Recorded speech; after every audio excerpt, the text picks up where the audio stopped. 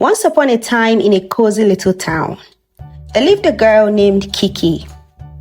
She is beautiful, with soft, glowing skin, and her cheeks were always rosy, not from hard work, but from her endless naps and lounging by the window. Kiki was the only child of a well-to-do family, and her parents adored her. They showered her with love, gifts, and a comfortable home. Yet, Kiki was known for one thing above all else: her outstanding laziness. Kiki's parents worried that their daughter had no sense of responsibility, and so they decided to entrust her with a large sum of money. They hoped that this would teach her about managing her own affairs and taking care of herself. But Kiki had other plans. Instead of using the money wisely, she spent it hiring people to do even the smallest chores.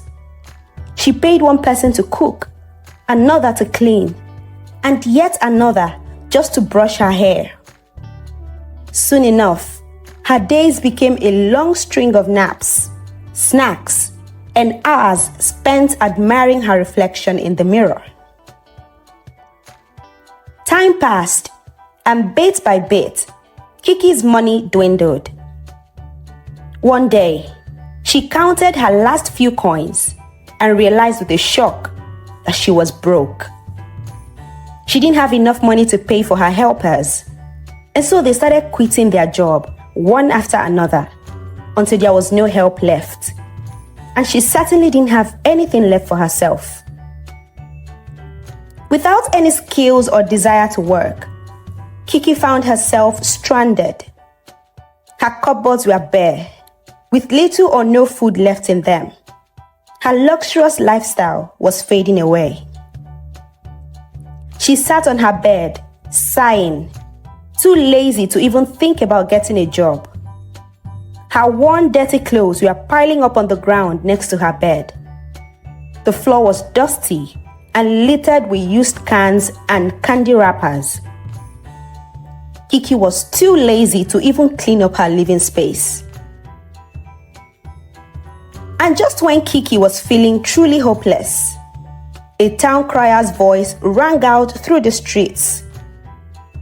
"Hear me, hear me," he shouted. "Her Majesty the Queen announces a grand banquet in the palace to find a suitable hard-working bride for Prince Ali. All young maidens of noble heart are invited." Kiki's eyes sparkled with excitement. She had heard rumors of the Queen's grand banquets, with tables piled high with delicacies and rooms filled with freebies. And if she could marry Prince Ali, she would never have to work again. Just when I thought all hope was lost, the universe sends me a box filled with goodies, she screamed excitedly as she danced around her dirty room. But as she moved towards her wardrobe, her heart sank when she caught sight of her threadbare dress and scuffed shoes. She hadn't bought any new outfit because of her poor condition at the moment, and she would never catch the prince's eyes wearing any of these old clothes. She thought to herself, "I need a new dress and shoes, and I need them fast." Reluctantly, Kiki decided to look for a job. "I will work just for a few days, earn enough money to buy a beautiful dress, and then I can stop," she thought, comforting herself. The next day, Kiki found a job at a bakery. And on her first day, the owner of the bakery, Mr. Dean, asked Kiki to make 10 loaves of bread and place them on the sales counter. Kiki started by kneading the dough. Halfway through it, her whole body was covered with flour, and she was already tired. "What do I do now? My arms are weak from kneading this dough. How am I supposed to make 10 loaves of bread like this?" she thought out loud. After a few minutes, Kiki observed carefully as the bakery owner stepped out. She picked some paper bags and folded them to look like loaves of bread. She stashed them under the basket and then placed 3 well-done bread on top of the paper to seem like the basket was full of bread. She didn't care if this was going to cost the owner dearly. All she was interested in is taking the wage of the day. When Mr. Bean got back, he saw the basket well placed on the table with the good loaves on top. He felt Kiki had done a good job, and so he gave her a bag of coin for her hard work, without knowing that Kiki did not make 10 loaves of bread as he instructed. Kiki took the bag of coin and hurriedly left the bakery. She never returned there again. After counting the coin she had made from the bakery, Kiki was still short of the amount needed to buy a new dress and shoes. And so she set out to get another job. She came across a fruit vendor by the roadside, and she asked him if he needed help. The old man was happy and offered her a job. Some of the fruits in this basket are rotten, and they contaminate the good ones. Can you please sort out this basket and separate the good fruits from the bad ones? The old fruit seller asked Kiki. Yes, I can do that, she replied excitedly. The old man nodded and left for the market to purchase more fruits for his shop. Kiki yawned tiredly as she looked down on the basket of fruits. I am too tired for this. Moreover, I can't soil my hands picking out rotten fruit, she said to herself. Kiki carefully arranged the shiny and fresh-looking fruits at the top of the basket, giving the impression that she has sorted out the rotten ones. When the old shop owner returned, he was excited to see the fresh fruits on top of the baskets, and so he thought Kiki had done the job as they agreed. He dipped his hand into his shirt and handed a bag of coin to Kiki. She took the coin and ran back home. She never went back to that shop again. Kiki repeated the same deceitful tactics the next day with the old woman who needed help to wash her clothes. She turned the clothes to the back, soaked them in water, and hung them, telling the old woman she had washed them clean. She took the bag of coin offered to her and ran back home. The next day, Kiki counted her coins and realized she had enough already. She hurried off to buy herself a sparkling gown and glittering shoes. The day of the banquet finally arrived, and Kiki dressed herself with great care. She gazed at her reflection, certain that the prince would fall in love with her beauty and elegance. She imagined herself as a princess, lounging on velvet cushions and enjoying a life of endless luxury without having to work or stress herself. She gave herself an approving nod and headed to the palace. At the banquet, the grand hall was filled with laughter, music, and people dressed in their finest clothes. Kiki stepped in, her chin held high, catching the eyes of the guests with her striking dress. She felt confident that she would be the belle of the ball.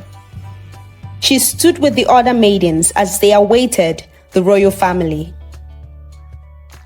Then came the moment when Prince Ali was ushered in with his mother, the queen.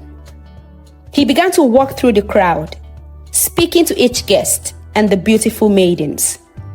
He was kind and charming, with a warm smile. And Kiki's heart fluttered as he approached her. But before he could say a word, a voice rang out from across the hall. It was Mr. Dean, the bakery owner. He pointed at Kiki, his face stern. That is the girl who lazed around my bakery, pretending to work and eating up half the goods. The old fruit seller also stood up and screamed out from the other end of the room. Yes, that is the girl I asked to sort out rotten fruits when she came to look for a job, and she deceived me and took my money. Another shop owner stepped forward, followed by another, each one describing how Kiki had tricked them, taking their money while hardly lifting a finger. Soon, murmurs filled the hall as more and more people shared stories of Kiki's schemes and laziness. Kiki's cheeks flushed red, and she sank under the disapproving stares of the other guests. The queen, sitting at the head of the banquet, stood up and cleared her throat. A person who wishes to join the royal family must possess more than beauty. They must have a noble heart and a sense of duty to others. Kiki, it seems you have forgotten these important qualities. Being a princess requires a lot of work. There is barely any time to sit around. You must have misread this important memo, and too many complaints about your laziness and dishonesty have been brought to this palace. You are not qualified to be royal, the queen said, as her voice roared across the room. With those words, the guards escorted Kiki out of the banquet. She left in tears, her dream of becoming a princess shattered. But as she walked home in her now ragged dress and scuffed shoes, Kiki felt really bad for having deceived people in order to get their money. She made up her mind to amend her ways. The next day, Kiki visited the bakery. She volunteered to work without getting paid to atone for her wrongs. She worked tirelessly, helping out in kneading the dough, arranging the bread, and cleaning up the floor. The bakery owner, Mr. Dean, was impressed and gave her a basket of bread that would last a while. She also visited the old fruit vendor and the other people she had wronged as a result of her laziness.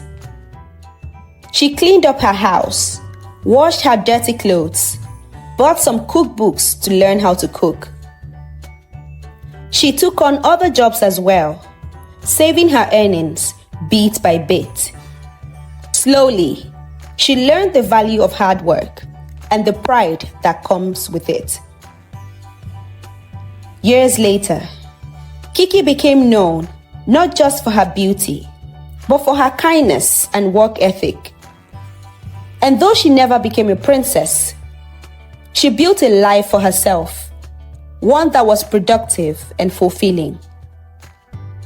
And whenever she felt tempted to lazy around or take the easy way out, she would remember the lesson she learned that night at the Queen's banquet.